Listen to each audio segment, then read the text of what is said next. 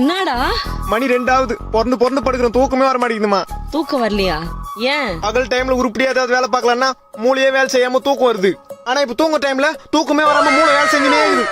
புரியுற மாதிரி சொல்றா.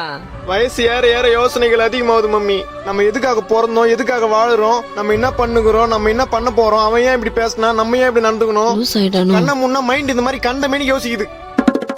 நீ வேற தாய் மாதிரி கொட்ட விட்டு சொன்னா பேய் மாதிரி கொட்ட விட்டுங்கிற. இதுல நான் எங்க தூங்குறது?